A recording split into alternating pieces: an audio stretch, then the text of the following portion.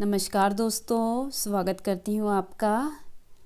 प्राचीन समय की बात है। एक राज्य में एक राजा राज करता था।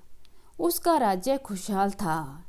धन धान्य की कोई कमी नहीं थी। राजा और प्रजा खुशी खुशी अपना जीवन यापन कर रहे थे। एक वर्ष उस राज्य में भयंकर अकाल पड़ा। पानी की कमी से फसलें सूख गई। ऐसी स्थिति में किसान राजा को लगान नहीं दे पाए। लगान प्राप्त न होने के कारण राज्य की आय में कमी आ गई और राजकोष खाली होने लगा। यह देखकर राजा चिंता में पड़ गया। हर समय वह सोचता रहता कि राज्य का खर्च कैसे चलेगा। अकाल का समय निकल गया। स्थिति सामान्य हो गई, किंतु राजा के मन में चिंता घर कर गई।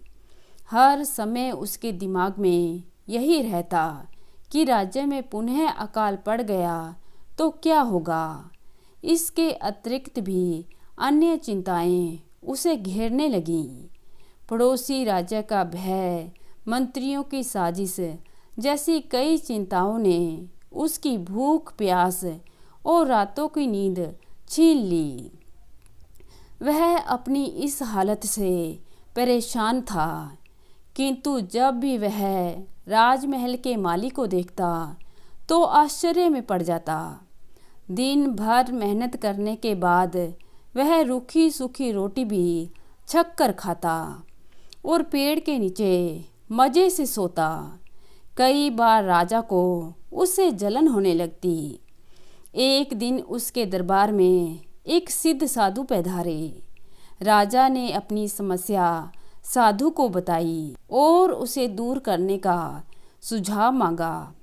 साधु राजा की समस्या अच्छी तरह समझ गए थे।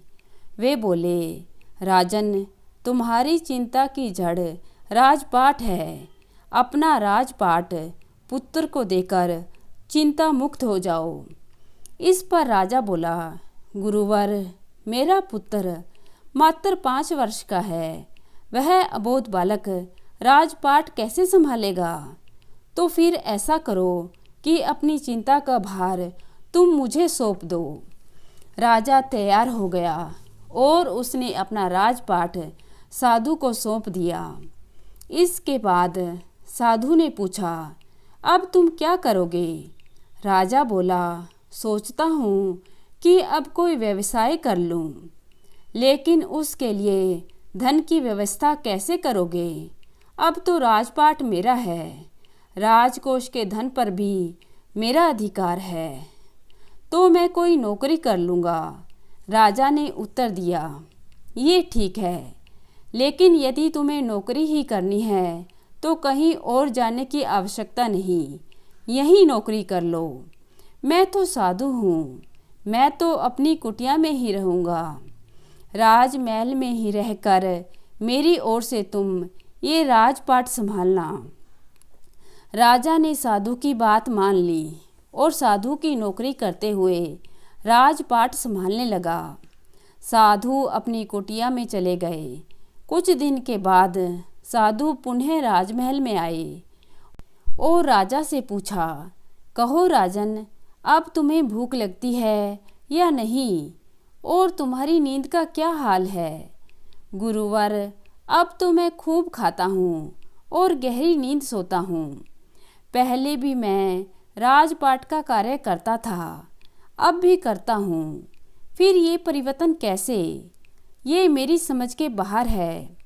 राजा ने अपनी स्थिति बताते हुए सवाल भी पूछ लिया।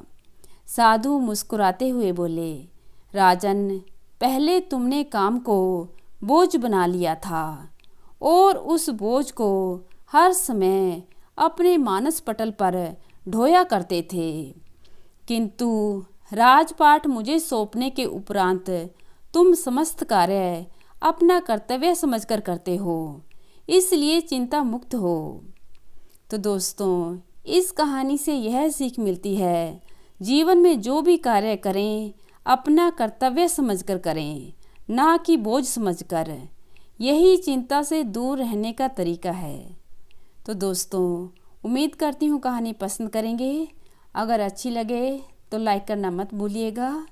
धन्यवाद।